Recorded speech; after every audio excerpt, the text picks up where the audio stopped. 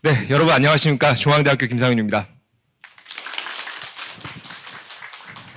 사실 제가 대학 교수인 저도 그리고 요즘 디지털이라고 하는 새로운 변화를 연구하고 있는 저조차도 한 달, 두 달 그냥 유야무야 보내면요. 정말 흐름을 못 따라가겠어요. 정말입니다. 이건 뭐 제가 자존심을 말씀드릴 게 아니라 정말 인공지능을 이렇게 얘기를 하거든요. 눈 깜짝할 사이에 기술이 진화한다. 그 VR이라고 하는 이 안경 끼는 거 있습니다. 요즘 이제 뭐 VR 체험관 이런 거 많이 들어보셨죠? 이걸 끼고 여기 안에 영상들이 나오면은 이게 뭐 실제 같아요. 예를 들면 여기 막 난간에서 떨어지는 막 그런 경험도 하시고 막 그런 거 아마 체험해 보신 분들 있으실 텐데요. 발리 어디가 좋으세요? 발리의 해변가 좋으시죠? 해변가에 선베드에 누워가지고요.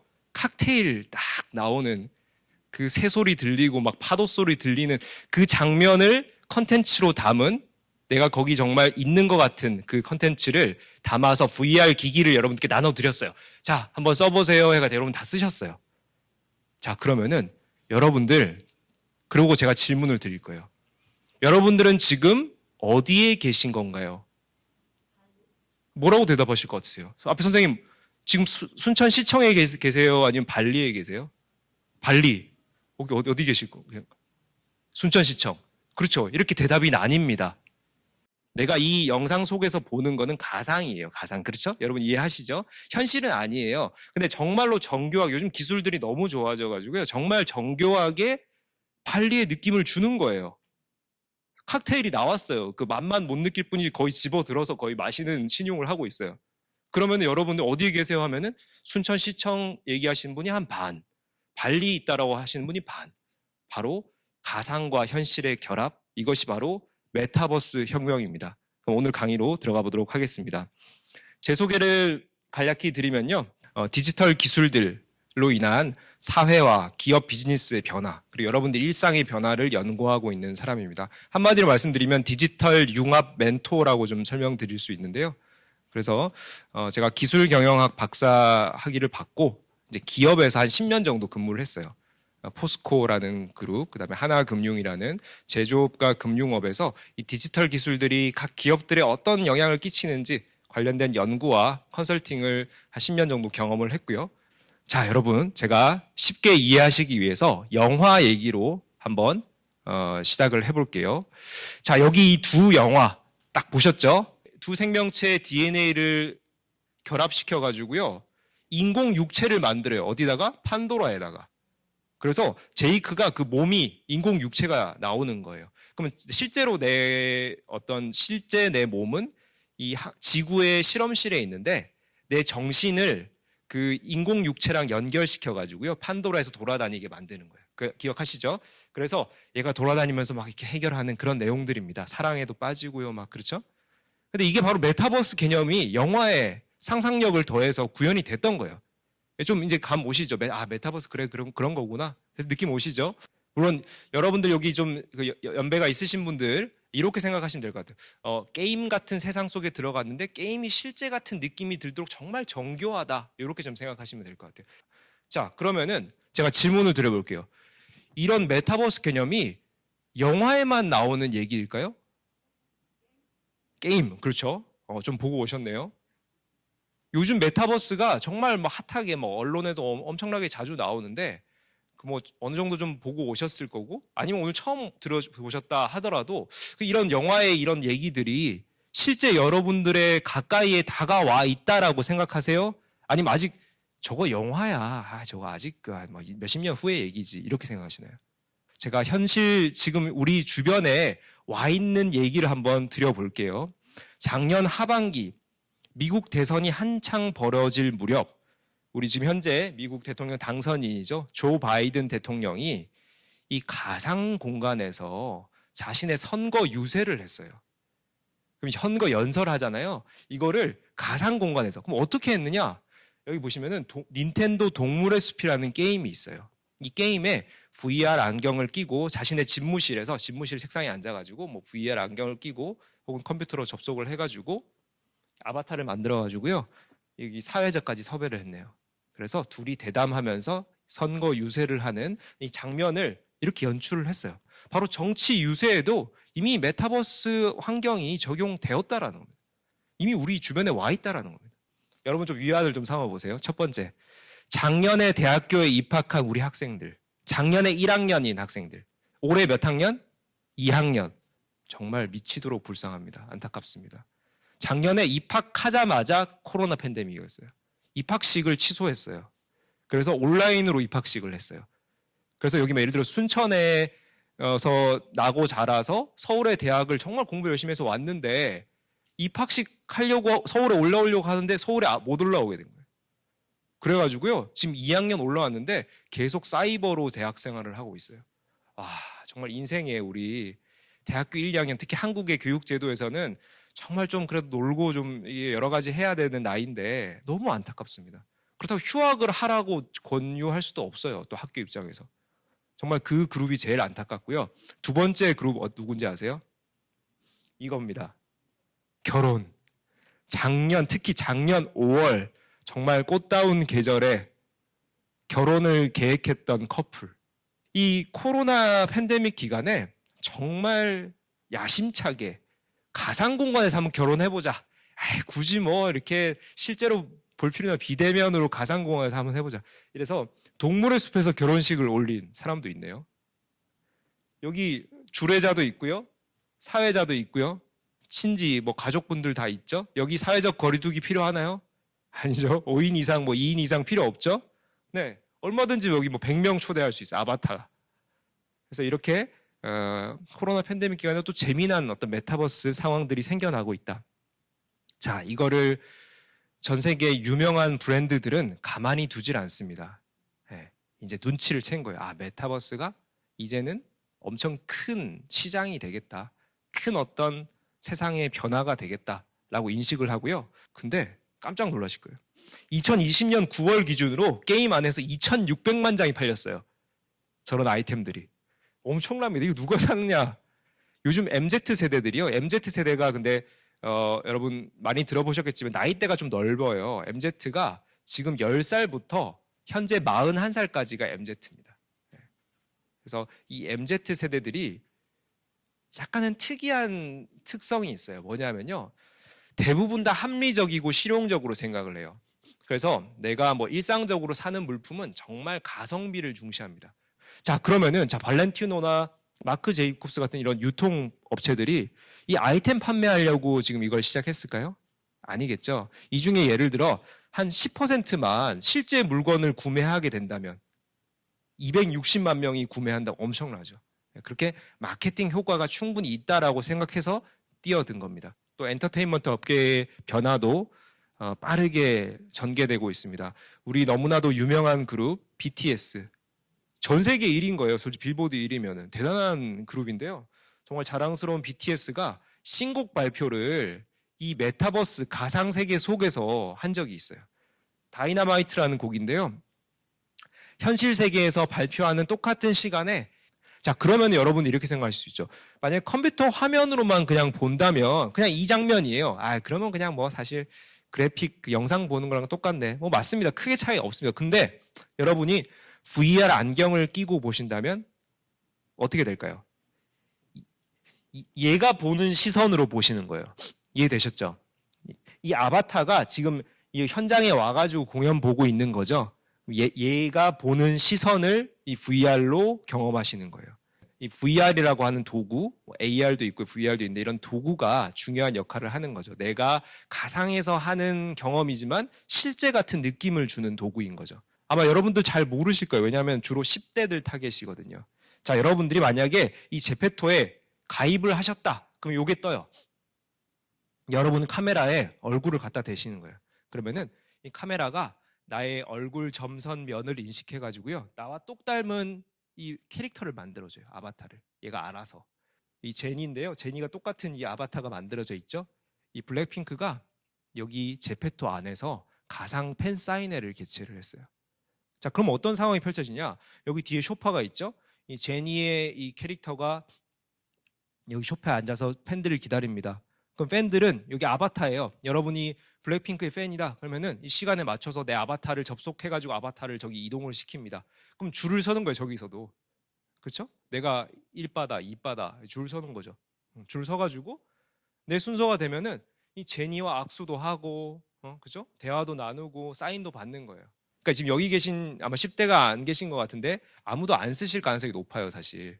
그러니까 다시 말하면은 외국인이면서 10대인 애들은 정말 이 제페토를 엄청나게 쓰고 있다는 해외에서. 근데 이거 우리나라 거예요. 우리나라 기업이에요. 그러니까 대단한 거죠, 지금. 그래서 이렇게 메타버스가 10대, 20대, MZ 중에서도 더 어린 세대들 중심으로는 아주 일상화되고 있다.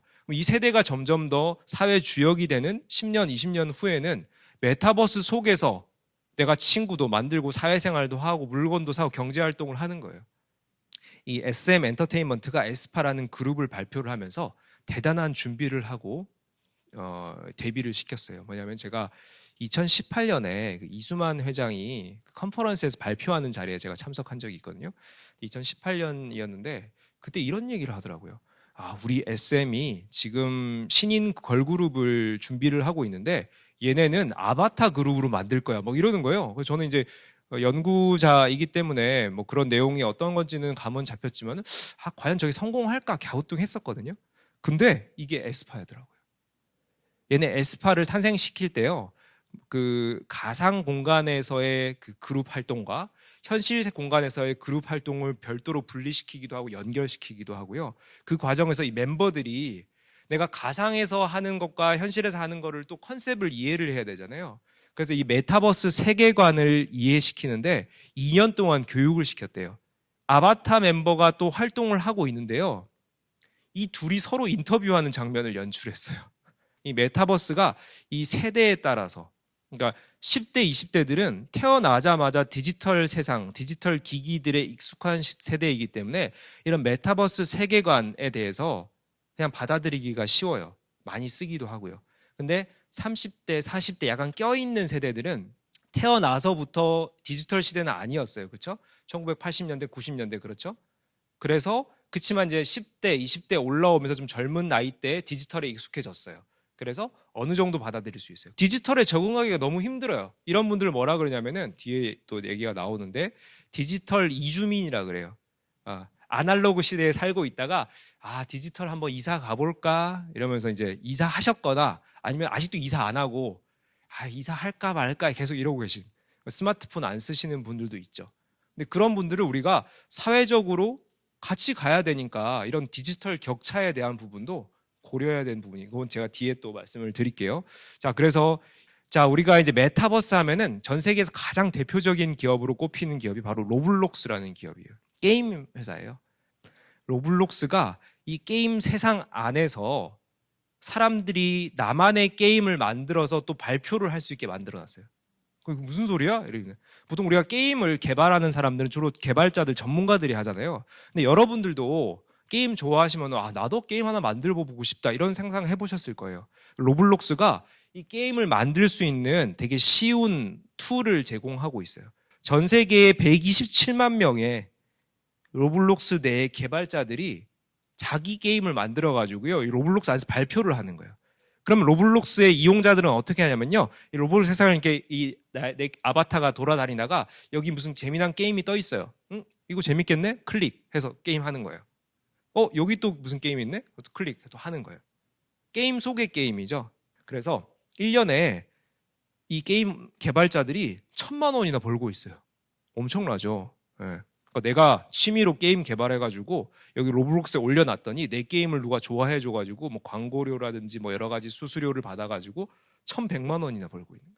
아무래도 이 메타버스는 가상세계 비대면에서 모든 것이 일어나기 때문에 이 코로나 팬데믹 기간에 극적으로 또 성장을 하고 있죠. 우리가 다들 힘들지만은 또 이렇게 오히려 이 상황을 기회로 만든 기업들이 생겨나고 있습니다. 그래서 2035년 메타버스 시장 규모가 315조 원으로 예측되고 있어요. 자, 그러면은 여러분 여기까지 잘 따라오셨다면은 메타버스가 어떤 거구나 끄덕끄덕 하십니까? 자, 메타버스 개념을 이해하려면은 우리가 4차 산업혁명의 전반적인 흐름을 좀 읽어보셔야 됩니다.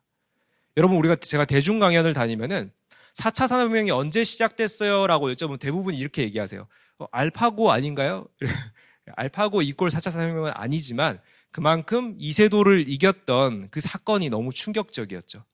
제가 그 당시에 그 알파고가 구글에서 만든 거잖아요. 근데 그 알파고랑 이세돌이랑 대국을 할 때 마침 구글 캠퍼스란 곳에서 서울에 대치동에 있는 구글 캠퍼스란 곳에서 이게 그 TV에 사람들 이렇게 둘러 모여가지고 같이 봤어요.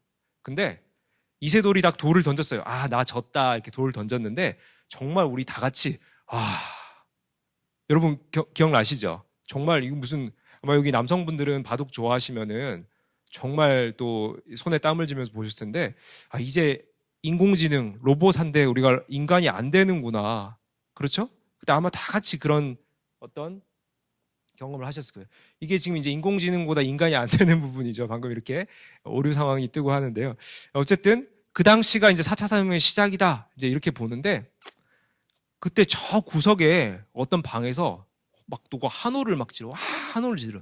저 사람들은 인간이 졌는데 뭘 그렇게 환호를 하지? 알고 봤더니 구글 관계자들이더라고요. 구글 관계자들만 그날 기뻐했고 나머지 우리 지구인들은 다 슬퍼했던 그 하루였다. 이제 그때를 우리가 4차 산업혁명의 시작으로 생각을 하실 텐데 그 학계에서는 2012년을 4차 산업혁명의 시작점으로 우리가 보통 보고 있습니다. 2012년에 독일이 인더스트리 4.0이라는 정책을 발표했어요. 인더스트리, 그러니까 산업이죠. 산업 4.0. 그러니까 4차 산업혁명의 어원이 되는 건데요. 그 정책을 발표한 2012년을 4차 산업혁명의 시작으로 보고 있는데 자, 그 이후에 지금 우리 이 세상이 10년이 딱 흘렀어요. 2021년입니다. 2012년의 시작이었다면 10년이 흘러요. 그럼 10년간 무슨 변화가 있었냐는 거예요. 여러분들 4차 산업혁명 막 여기저기서 들으셨을 거예요. 지금 여러분 4차 산업혁명이 우리 주변에 지금 왔다라고 생각하세요? 4차 산업혁명이 대충 뭔지는 알겠는데 잘 모르겠네. 이렇게 갸우뚱하시죠? 근데 벌써 10년이 흘렀어요. 자, 그 내용을 제가 흐름을 좀 이해를 시켜드리면서 메타버스가 갑자기 이렇게 튀어나오게 됐는지 알려드려 볼게요. 자, 4차 산업혁명의 개념은 일단 우리가 그 앞에 있었던 3차 산업혁명과 좀 비교를 해보면 명확하게 이해가 되세요. 3차와 4차의 차이가 뭐냐? 제가 이렇게 여쭤보면 어떻게 대답하시겠습니까? 사실 나 잘 모르겠어 이렇게 대답하시는 분도 있으실 거고 아니면 조금 이제 아시는 분들은 3차도 IT 혁명, 디지털 혁명이었던 것 같고 4차 산업혁명도 AI 혁명, 디지털 이런 거 아닌가? 비슷하네? 또 갸우뚱하시죠? 제가 오늘 정말 명확하게 설명을 드려볼게요. 3차 산업혁명, IT 혁명, 디지털 혁명 맞습니다. 근데 조금 더 쉽게 구체적으로 이해하시려면은 인터넷 혁명 이렇게 좀 생각해 보실게요. 인터넷 혁명. 1990년대 우리 지금 아직 30년밖에 안 됐어요. 1990년에 우리 www HTTP라는 그 프로토콜이 생겼어요. 그래서 여러분들이 요즘 너무 손쉽게 스마트폰이나 컴퓨터에서 인터넷 사이트 들어가시지만은 그게 30년밖에 안 됐어요. 왜 이런 기업들이 1990년대, 2000년대 초반에 십수 개의 기업들이 이렇게 경쟁을 펼치다가 왜 싹 사라져 버렸을까요? 왜 이렇게 검색 포탈, 검색 엔진을 만들려고 그들이 막 덤벼들였던 걸까요? 바로 그것이 3차 산업혁명의 특성을 잘 얘기를 해주는 겁니다. 자, 그럼 4차 산업혁명은 뭐냐? 제가 3차 때 한번 여러분들 경험을 상기시켜 드려볼게요. 자, 한번 언제로 가볼까요? 1999년 가보겠습니다. 1999년. 자, 각자 나이대를 한번 생각해 주세요. 지금부터 22년 전입니다. 내가 그때 정말 젊었지 이러면서 이제 22년 전에 한번 딱 생각하실게요. 자, 그때도 이제 여러분 친구분들이랑 혹시 제주도 여행을 가시게 됐어요. 99년에. 야, 이씨, 누가 이거 예약, 이 엉망진창소스야. 이거 얼마 줬어요? 10만 원. 야, 네가 다 내. 덤탱이 쓰시죠. 이런 경험들 아마 수차례 하셨을 겁니다. 그래서 여러분들 90년대에는 인터넷으로 검색하시는 것보다 이런 다른 찬스를 쓰셨죠. 지인 찬스. 전화해가지고 야, 너 지난주에 제주도 갔다 왔지? 어디 숙소 좋았어? 그럼 너 3박 했을 때 다 다른 그중에 제일 좋았던 데 얘기해봐. 그러고 더 신뢰하셨죠. 인터넷을 별로 그렇게 신뢰하지 않았어요. 근데 지금 현재 어떤가요? 2021년 현 시대를 살고 계신 여러분들 에어비앤비, 호텔즈.com, 아고다 검색하십니다. 호텔 찾으셨어요.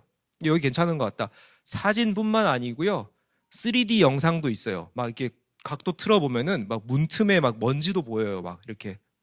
진짜 그렇습니다. 그리고 그 댓글창 가보니까 조금 전에 지금 이제 2시니까 12시에 방금 체크아웃 했는데요. 이 사진이랑 똑같네요 하면서 막 사진 막 올려놓은 사람이 있어요. 여기 괜찮은가 보다. 자, 그리고 여기 에어비앤비나 이런 데는 이 플랫폼에서 슈퍼 호스트 해가지고 인증도 해줘요. 이 사람은 믿을만한 주인이야.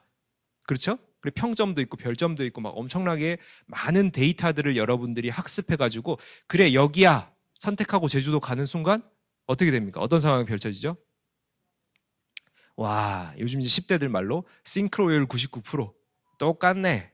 야, 봤지? 내가 숙소 이렇게 야, 너 숙소 얼마 줬어? 10만 원. 아, 그럼 너 우리 그거 엠빵 하고 우리 저녁 식사비 너 내지 마. 오히려 더 이제 덤탱이 쓰는 게 아니라 돈을 더 세이브하게 됐죠. 이 숙소 잘 고른 대가로. 자, 이런 상황들이 펼쳐진다. 바로 지금 현재 시대에 살고 계신 여러분들은 인터넷에 있는 정보를 실제 현실 세계와 거의 똑같다라고 생각하시는 거예요. 실제도 그렇고요. 자, 그러다 보니까 바로 4차 산업혁명이라고 하는 것은 인터넷으로 대표되는 사이버 세상의 정보와 현실 세계의 정보가 일치한다라는 거예요. 이게 3차와 4차의 차이예요. 3차는 과정이었고 4차는 완성이 된 거죠. 자, 그래서 대표적으로 이제 길에 돌아다니는 제품으로 한번 설명을 해드려 볼게요. 자율주행차입니다. 요즘 길거리에 하나씩 돌아다니고, 그렇지만 아직까지 아쉬운 수준이죠. 그러니까 자율주행이 완전히 구현되는 것을 우리가 4단계라고 얘기를 하는데, 지금 돌아다니고 있는 뭐 테엑스라 이런 브랜드는 2.5단계 정도예요. 여러분들 혹시 그 갖고 계신 분들 이렇게 자율주행 하더라도 핸들에 손 잡고 있어야 되죠. 네. 그게 이제 그냥 보조적인 정도 수준이고, 뭐 구글이나 이제 그 어떤 뭐 애플이나 조금 더 선도적인 자율주행 기술을 갖고 있는 기업들도 3단계 정도예요.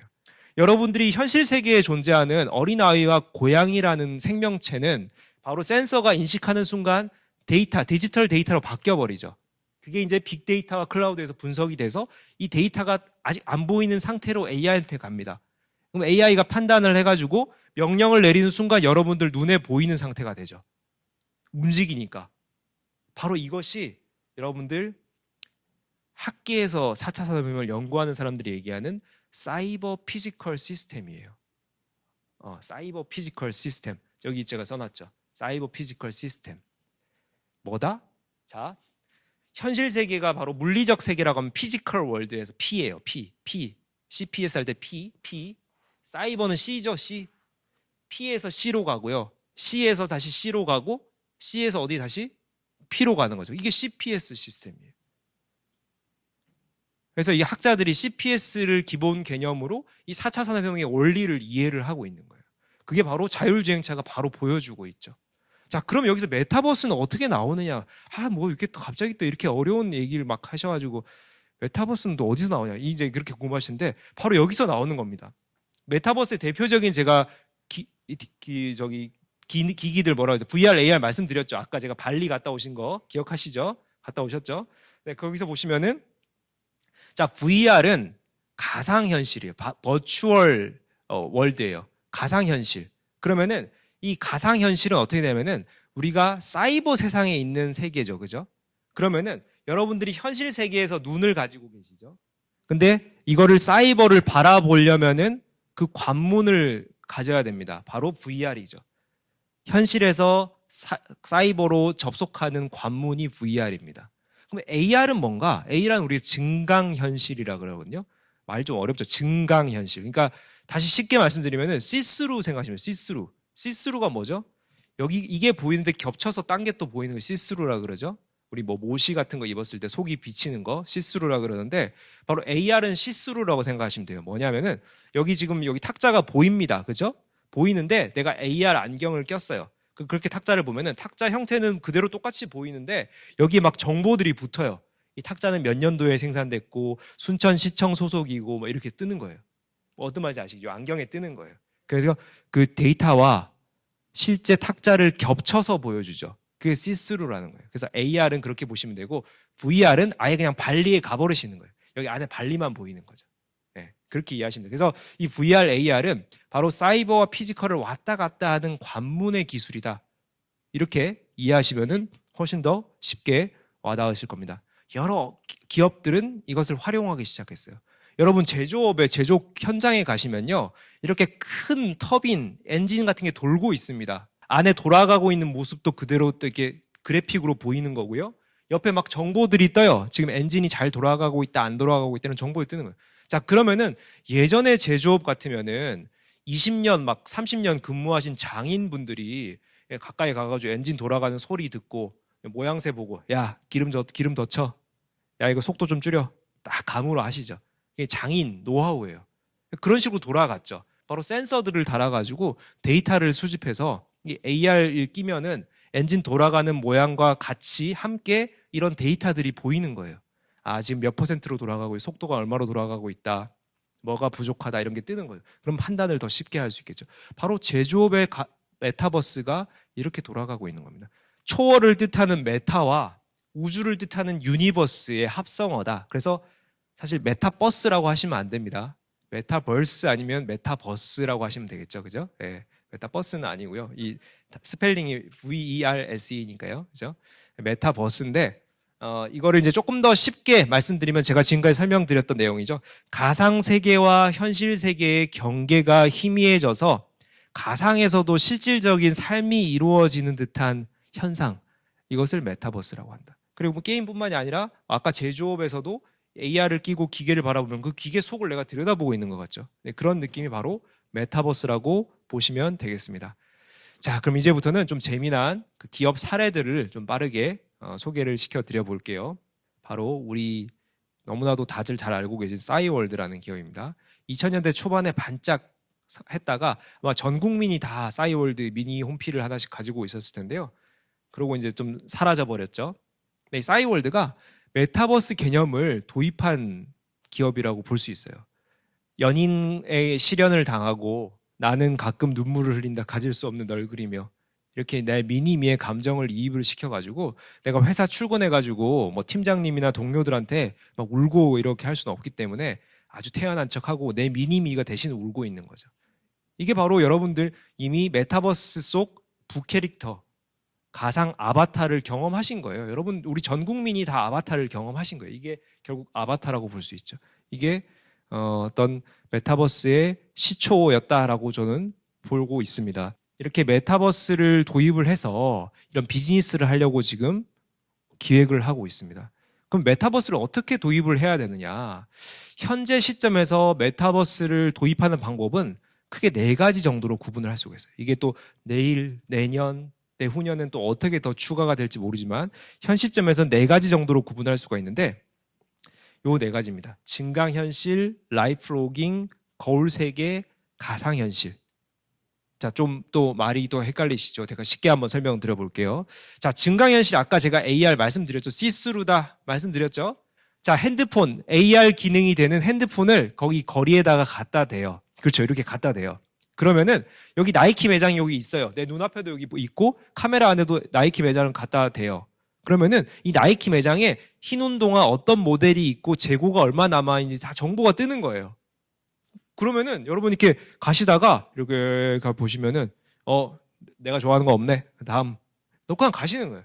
그럼 굳이 들어갈 필요가 없죠.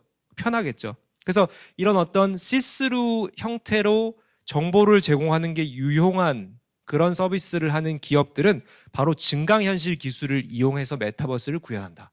두 번째는 라이프 로깅이라는 방식입니다. 일상생활을 기록한다. 라이프 로깅 이렇게 이해하시면 되는데요. 손쉽게 이제 인스타그램 같은 SNS 떠올리시면 돼요. 1년 지나고 보고 또 친구들과 공유하고 이런 걸 하신단 말이에요. 그게 바로 일상을 기록하는 거예요. 디지털 세상에. 이렇게 일상을 기록하는 어떤 그 데이터나 어떤 이모티콘 활용들이 필요한 그 영역이면은 라이프 로깅이라고 하는 기록하는 형태로 메타버스를 구현할 수가 있다. 자, 세 번째 거울 세계라는 방식인데요.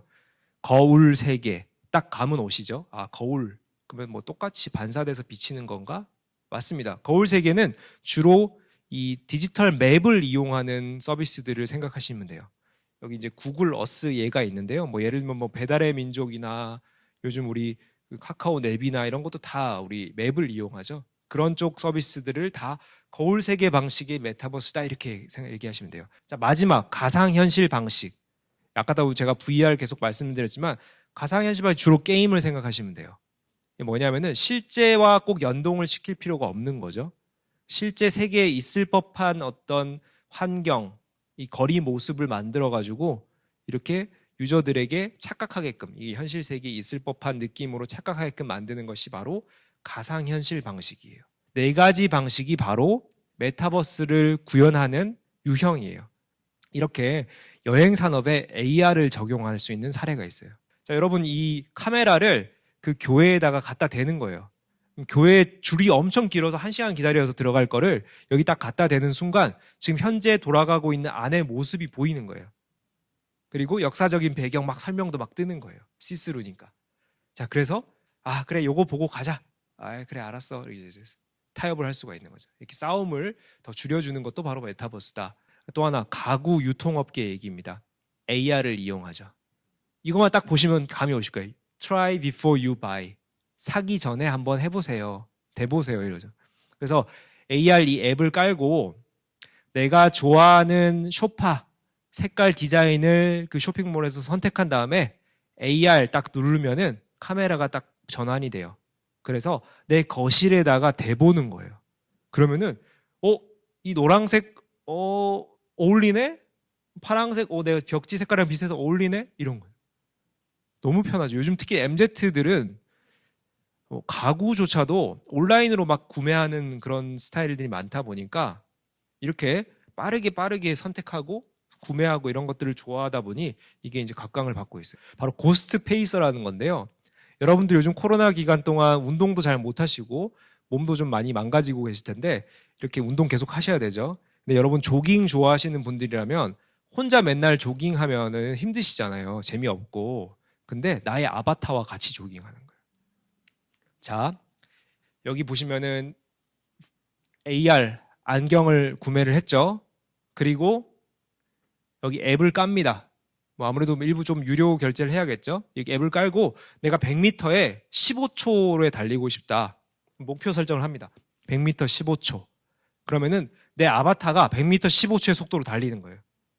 그럼 내가 이 아바타의 뒤를 따라가면은 나는 16초인 거고, 내가 얘를 제쳤다 그럼 14초인 거예요. 너무 재밌지 않아요? 이러면은 맨날 하면은 그 거리를 좁혀가는 그 재미도 있을 거고, 또 뭔가 나의 아바타와 함께 운동하는 얘랑 대화가 될지는 모르겠지만 이런 또 재미가 있을 것으로 생각되는데, 예를 들어 이게 세종문화회관이에요. 국제 컨퍼런스가 열려요. 7월 25일 국제 컨퍼런스 10시에 개최된다. 그럼 여러분 초청을 받으셨어요. 그러면은 여러분들이 나의 아바타를 출석을 시킵니다. 그럼 집에서 여러분은 잠옷 입고 딱 접속하시는 거예요. 이게 다 VR 끼고 이렇게 헤드셋 끼고 접속을 하시면은 나의 아바타는 정장 차림으로 꾸며주고 넥타이도 딱 매주고 원피스 딱 입히고 이렇게 하는 거죠. 그럼 나는 좀 편안하게 집에서 접속을 하고요. 그러면 나의 지정석이 있습니다. 여기가 지정석이다. 그럼 가서 앉죠. 옆에 사람들이랑 대화도 하는 거예요. 또 하나는 여러분들 요즘 이제 재택근무 많이 합니다. 원격근무, 재택근무라고 표현을 하는데, 그다음에 내가 어떤 팀 5명이 팀이었는데 같이 일하는 느낌이 안 들어요. 그죠? 각자 자기 일을 하는데 물론 이제 어느 정도 자리를 잡으셔가지고 소통하는 데는 크게 지장 없으시겠지만 뭔가 소속돼서 같이 팀원들이랑 같이 하는 느낌이 안 들어요. 그죠? 그래서 많은 기업들이 이걸 어떻게 좀 정신적인 부분을 좀 이렇게 해결을 할 수 있을까? 조직의 소속감을 느낄 수 있게 해줄 수 있을까? 그런지 고민을 하는데, 역시나 또 고민하는 건 다 개발이 되고 있어요. 요즘 이 미국의 게더타운이라는 또 회사가 가상의 오피스를 만들었어요. 자, 그래서 지금 메타버스 상황들, 제가 서두에는 주로 영화, 게임, 엔터테인먼트 많이 설명드렸죠. 자, 그러면은 아마 여러분 이해하셨을 거예요. 메타버스는 그래도 이제 게임이랑 엔터테인먼트, 영화 이런 쪽에서 많이 확대가 되고 있구나. 맞습니다. 그쪽에서 많이 지금 더 급성장을 하고 있고요. 그 뒤에 사례들 쭉 보셨던 것처럼 가상 오피스라든지 혹은 내가 재미난 어떤 달리기를 하는 아바타와 달리기를 하는 형태라든지 제조업이라든지 여러 다른 업종, 그리고 유통업이 이제 메타버스 플랫폼에서 어떤 판매를 하는 거라든지 다른 업종으로 지금 계속 이전되고 확대가 되고 있습니다. 이런 상황들이 바로 이 메타버스라고 하는 개념이 그 세상을 초월하는 또 다른 세상, 이런 개념이다 보니까 그래, 현실 세계와 또 다른 세상이 존재하게 되면은 여러 경제 활동이 일어나겠구나. 아마 여러분 이렇게 감을 잡으셨을 거예요. 자, 그래서 이렇게 앞서 나가는 선도 업체 엔비디아라고 하는 기업은 이런 메타버스 세상이 여러 업종에 확대될 것이다라는 것을 이미 예측을 하고 건축, 엔지니어링, 제조, 디자인 다른 영역들도 메타버스 이 현상, 메타버스 플랫폼을 쓰는 기업들이 많아질 것이다. 그래서 이것들을 이제 기반을 제공해 줄 수 있는 다양한 하드웨어, 소프트웨어를 개발을 해서 자신들이 서비스를 하겠다. 이걸 이제 발표를 한 상황입니다. 아까 제가 말씀드렸던 제조업의 변화 모습인데요. 이제 포스코 같은 경우에는 스마트 공장을 만들 때 이런 형태로 메타버스의 개념들을 적용한 사례들이 있습니다. 뭐냐면은 여기 이제 디지털 트윈이라고 표현되는 메타버스와 같은 개념입니다. 디지털 쌍둥이, 나의 디지털 쌍둥이를 만든다. 그럼 설비가 아까 제가 실제로 현장에서 돌아가고 있는데 사이버에서 게임하듯이 설비를 조종한다라고 했죠. 그러면 이렇게 컴퓨터 화면에서 설비를 보는 거예요. 안에 설비 모양들이 있는데 실제로 돌아가고 있는 설비, 이거는 이제 화면에서 보는 거고요. 내가 조종을 하면은 이게 실제 공장에서 돌아가는 거예요. 우리 포스코 제철소 여러분 견학 가보신 분들 아시겠지만은 공장이 너무 커가지고요. 내가 예를 들어 이 공장에서 요 설비를 담당하는데 저쪽 공장에도 똑같은 설비가 있어요. 공장을 이동하고 다닐 때도 차 타고 다니고 걸어 다니려면 막 1시간 걸리고 막 이런 거예요. 아시죠? 엄청 크니까. 그거를 돌아다니는 것만 하루가 다 가요. 그거를 이렇게 사이버룸에서 컴퓨터로 다 조정할 수 있다면 훨씬 더 효율적이겠죠. 네, 이런 부분도 있고요. 또 이렇게 위험한 작업들, 이게 강판이 이렇게 흘러나오면은 이 온도가 1000도까지 올라가거든요. 불꽃이 하나 딱 튀면은 얼굴에 화상이에요. 사고도 많이 나죠. 이거를 여러분 잘 아시는 이제 AR 딱 쓰면 어떻게 되겠습니까? AR 기기 딱 썼어요. 그래서 작업자가 가까이 가지 않고 화상 입으니까 멀리 떨어져가지고 피아노 위치에 강판이 흘러나오고 있어요. AR 끼고 보면은 흘러나오는 모습의 각종 데이터들이 뜨겠죠. 지금 어떻게 상태가 어떻다 이런 정보들이 뜹니다. 그러면은 이제 우리가 판단을 할 수가 있죠. 작업자가 꼭 가까이 가보지 않아야 된다. 이것도 역시나 이런 제조업에서 메타버스 기술들이 활용되고 있는 사례라고 할 수 있고요. 이 부동산 땅이에요. 여러분 어느 땅을 구입하시고 싶으세요? 지금 여기 파란색으로 색칠되어 있는 거는 이미 땅 주인이 있는 거예요. 다른 사람이 저기 또 살 수는 없나? 저기 내 땅인지 어떻게 다른 사람들이 알지? 갑자기 궁금하시죠? 그걸 어떻게 하냐면요. NFT라는 기술을 이용해요. 대체 불가능한 토큰. 이게 무슨 말이야? 이러실 거예요. 바로 블록체인의 일종인데요. 여러분 블록체인 하면 요즘 비트코인 이런 거 생각하시죠? 맞습니다. 블록체인은 기술의 이름이고요. 블록체인 기술이 활용된 것이 비트코인이에요. 블록체인 기술을 이용해가지고 이 망에 연결된 여러 가지 컴퓨터들이 바로 코인들을 발행을 해가지고 각자 나눠 가져서 그걸 화폐처럼 쓰는 게 비트코인이라고 생각하시면 되거든요. 근데 이 비트코인은 몇만 개, 몇십만 개가 발행이 되고 있어요. 그죠? 그래서 이게 화폐처럼 쓰는 건데 이 NFT는 뭐냐면요. 비트코인처럼 코인을 발행하는데 블록체인 기술로 코인을 발행을 하는데 딱 하나만 발행하는 거예요. 이해되셨죠? 그럼 블록체인 아마 여러분 들어는 보셨을 거예요. 블록체인 하면은 장점이 이런 데이터 유출이나 이런 보안에 강하다라는 거예요. 왜냐하면 여러 이런 컴퓨터 시스템들이 맞물려 있기 때문에 그게 강하다라는 건데 그 보안이 강한 시스템에 들어있는 그 코인이 딱 하나만 있는 거예요. 근데 그 코인을 발행을 해서 딱 드리는 거예요. 이 땅을 3,000원에 구입하셨어요. 코인을 딱 주는 거죠. 이 시스템이. 그러면은 세계 유일하게 이 코인을 갖고 있는 사람은 혼자이신 거예요. 그러면 이 땅의 주인은 당신입니다. 이렇게 되는 거죠. 이해되셨죠? 그래서 블록체인 기술이 발전했기 때문에 이렇게 NFT라고 하는 이 토큰이에요. 토큰. Non-fungible 토큰이라고 하는데 그 토큰이 나왔다. 그래서 이걸 가지고 여기 땅이 이 사람이 땅이구나라는 걸 구분하는구나. 이렇게 이제 이해하시면 됩니다. 자, 그래가지고 얼마 전에 재미난 사건이 있었죠. 사건. 뉴욕의 한 경매에서요. 이 디지털 미술 작품이 790억 원에 낙찰이 됐어요. 저는 이거 보고 제가 이 강의를 하는 사람이죠. 좀 어이가 없더라고요. 이걸 왜 790억 원에 사지? 이런 세상이 이런 상황들이 벌어지고 있습니다. 여러분 이거 확대해서 이렇게 보시면 뭔지 아세요? 그냥 막 그래픽 같은 거 막 조합해 놨어요. 모자이크처럼. 이거를 790억 원에 누가 낙찰을 해갔어요. 참 솔직히 우리끼리 얘기로 돈 쓸 때 참 없다 이런 생각이 들죠. 근데 어쨌든 이 디지털 아티스트 마이클 윙켈만의 작품인데요. 이 작품을 750원에 낙찰을 했는데 이 낙찰 받음으로써 이 사람의 소유권이 넘어갔는데 그걸 어떻게 표시하느냐? NFT를 발행을 하는 거예요. 이 사람만 코인을 가져가게 해서 이 작품은 전 세계 이걸 뭐 카피 복사해서 똑같은 걸 가질 수는 있지만은 유일한 오리지널은 이 사람만 가지는 거다라고 인증을 해줘요. 그러니까 디지털 세상에도 이 컨텐츠가 복제돼서 다 똑같은 걸 가지고 있다라고 여러분들이 생각하실 텐데 앞으로는 세상에서 유일한 컨텐츠 이런 개념이 생겨난다는 거죠. 첫 번째 충돌입니다. 바로 가상 세계의 질서와 현실 세계의 질서 간의 충돌입니다. 아마 감이 오실 거예요. 아, 그래. 이 메타버스라고 하는 가상 세계 공간이 여기저기 막 생겨나고 우리가 막 거기 접속해서 막 활용하다 보면은 막 질서가 좀 혼란스럽겠다. 그렇죠? 예를 들면 이런 거죠. 게임에서 아이템을 거래하는데 그 돈이 없으니까 아이템을 뺏어온 거예요. 약탈을 한 거예요. 아니면 뭐 친구를 해코지를 한 거예요. 게임 속의 캐릭터를 가지고. 근데 그거를 현실 세계에 접목해 보면은 내가 다른 사람 물건을 훔쳐온다? 이 사람을 해코지한다? 그거는 이제 제재를 받는 거죠. 그런 질서 간에 혼란이 올 수가 있다. 여기 보시면은 최근 게임에 과하게 몰입한 사람들이 강력범죄를 일으키기도 한다 나와 있죠. 얼마 전에 구글 글라스가 판매하기 직전에 사람들에게 테스트를 해본 거예요. 그랬더니 약 70%의 사람들은 내가 많은 정보들을 보는 것도 좋은데 내 정보도 노출될 것 같아서 겁이 나요. 이렇게 얘기를 했고요. 90%의 사람들은 이거 끼고 돌아다니려니까 너무 눈이 아파요. 막 어리어리하고 너무 피곤해요. 그래서 나 안 살 것 같아요. 이런 응답을 한 거예요.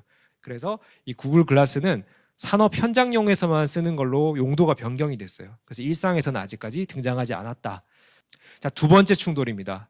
바로 아까 제가 중간에 잠깐 말씀드렸던 디지털 원주민과 디지털 이주민 간의 충돌이에요. 여기 대부분 디지털 이주민들이시죠. 바로 이런 어떤 세대 간의 격차가 점점 더 커질 수가 있다라는 거죠. 자, 보실까요? 우리 얼마 전에 너무나 자랑스러운 또 영화 미나리의 한 장면을 가지고 왔습니다. 윤여정 씨가 연기했던 이 할머니가 손자와 대화를 하는데 말이 안 통해요. 메타버스 세상이 점점 확대돼서 이 친구는 맨날 메타버스 세상에 들어가서 친구들도 사귀고 뭐 물건도 사고 막 이렇게 경제 활동을 하게 되는데 이 할머니는 메타버스의 몇 자도 모르게 되면은 대화가 더 단절이 되겠죠. 이렇게 디지털 격차들이 커지면 커질수록 메타버스 세상이 더 확대될수록 이런 세대 간의 격차는 더 커질 수가 있다. 이게 심각한 사회 문제로 부각이 될 수 있다는 거죠. 자, 그리고 또 하나 큰 사회 문제가 있습니다. 우리가 이런 MZ세대들, 메타버스를 적극적으로 활용하는 세대 속에서도 이런 큰 심각한 문제가 생길 수 있는데 바로 리셋 증후군이라는 거예요. 딱 감이 오실 텐데요. 여기 보시면은 포털 사이트에서 검색 중에 연결이 조금만 느려도 새로 고침을 누른다. 망설임 없이 재부팅한다. 이 재부팅만큼 쿨한 단어가 없어요. 재부팅 하는 순간 깔끔해져요. 그죠? 뭔가 버벅거리면 다시 껐다 켜. 이런 어떤 인식들. 여러분들은 주로 이제 아날로그 세대에서 많이 살아오셨기 때문에 그냥 디지털 기기만을 쓸 때 재부팅이라는 것을 사용하시는데 이 어린 세대들은 맨날 메타버스 세상에서 살고 있다가 이 재부팅이라는 개념을 인생의 재부팅, 어떤 이런 부분들, 아직까지 사회적인 질서나 개념이 안 잡힌 어린 세대들이 이런 재부팅을 너무 쉽게 생각할 수 있어요. 요즘 이제 소위 언론에서 뭐 영끌 이런 거 많이 나오죠. 저는 그게 별로 좋은 단어 같지는 않은데 왜 영끌을 해가지고 거의 뭐 올인이죠. 올인 하듯이 투자하고 뭐 어떤 한쪽으로 치우치고 이런 게 과연 좋은 게 아닌데 이게 결국은 이 디지털 세대들이 안고 있는 정서적인 또 문제점으로 연결이 될 수가 있겠죠. 자, 이런 부분에서도 사회적으로 큰 이슈가 될 수 있다. 자, 마지막 세 번째 충돌입니다. 메타버스 속 세상은 결국은 디지털, 즉 데이터로 구현이 돼야 돼요. 그렇죠? 가상 세계는 모든 것이 다 데이터입니다. 우리 눈에 보이지 않는 데이터들이 돌아다니고 있는 거예요. 그러면은 데이터를 많이 가진 기업과 데이터를 많이 못 가진 기업 간의 충돌이 생기겠죠. 우리도 메타버스에 뛰어들고 싶은데 얘네가 데이터를 다 가지고 있어. 그러면 우리는 이제 얘네의 어떤 종속적인 관계가 돼야 되잖아요. 그래서 요즘 이제 흔히 말하는 가팜이라고 하는 기업이 있어요. 구글, 애플, 페이스북, 아마존, 마이크로소프트 이런 기업들이 데이터 다 쓸어 갑니다. 요즘은 요 기업도 추가가 됐죠. 이 뭐죠? 넷플릭스. 혹시 넷플릭스 지금 구독하시는 분? 절반 이상 되시네요. 그럼 제가 이렇게 넷플릭스 구독하시는 분들 강연 중에 가끔 여쭤보면은 한 절반 가까이 이렇게 손 드시는데 그럼 우리나라의 넷플릭스 구독자가 한 2천만 명 되려나? 봤더니 400만 명밖에 안 돼요. 그래서 깜짝 좀 놀라시죠? 왜 이렇게 뭐 생각보다 적지? 봤더니 넷플릭스가 아마 여러분도 하실 거예요. 가족 중에 아이디 하나만 돌렸을 수 있죠. 그죠? 4인 가족이면 아이디 하나 뭐 15,000원 구매 구독하시면은 돌려 쓴단 말이에요. 근데 이 재미난 상황이 있어요. 여러분이 뭐 예를 들어 배우자분이 있고 자녀 둘 있다. 각자의 캐릭터를 설정할 수가 있어요. 넷플릭스 하나의 아이디를 쓰는데 내 캐릭터로 누르고 들어가서 나만의 페이지가 떠요. 각자 추천하는 영상이 다르게 뜨는 거예요. 그죠? 뭐 아버님이 접속하시면은 뭐 뉴스 시사 프로그램이 막 추천으로 뜨고요. 어린 아이가 접속하면은 뽀로로 막 만화 같은 게 막 떠요. 그거 왜 그렇게 그런지 아세요? 왜 그렇게 뜨는지 아세요? 아버님께서는 접속하실 때 내가 내 캐릭터를 선택하고 들어가서 매번 그런 프로그램을 검색하신 거예요. 매번 그런 프로그램을 오랫동안 보시니까 여기서 데이터를 축적해가지고 이분은 이런 거 좋아하시는 분이구나 파악하는 거예요. 어린아이는 맨날 뽀로로 눌러가지고 1시간, 2시간씩 그것만 틀어놓고 있으니까 이 친구는 뽀로로를 만화를 좋아하는 친구구나 그 영상을 추천해주죠. 이렇게 이 데이터를 많이 갖고 있는 기업들은 고객들에게 더 만족할 수 있는 맞춤화된 서비스를 제공하는 역량을 갖추는 거죠. 제가 이제 연구하고 있는 4차 산업혁명의 전반적인 흐름 속에서 메타버스가 어떤 역할을 하고 있는지 말씀을 드렸습니다. 그럼 앞으로 이 메타버스가 얼마나 더 뻗쳐갈까? 어떤 기회가 있을까? 이런 것들을 좀 결론으로 좀 말씀을 드리고 싶은데요. 아무래도 현재 진행되고 있는 변화이기 때문에 제가 어떤 명확한 정말 미래를 말씀드릴 수는 없지만은 어느 정도 예측을 해서 좀 말씀을 드리면은 이런 다양한 디지털 기술들이 기반이 돼가지고요. 궁극적으로는 경험을 추구하는 거예요. 우리가 현실 세계에서 경험하기 어려운 게 있죠. 그렇죠? 경험하기 어려운 거를 메타버스 가상 세계에서 구현을 해준다면 여러분들 충분히 돈 내고 구입하실 겁니다. 그렇죠? 만약에 적정한 비용을 지불한다라면 이렇게 기업들이 현실 세계에서 좀 하기 어려운 경험들을 가상 세계에서 제공해 주는 것으로 1차적으로 접근을 하고 있고요.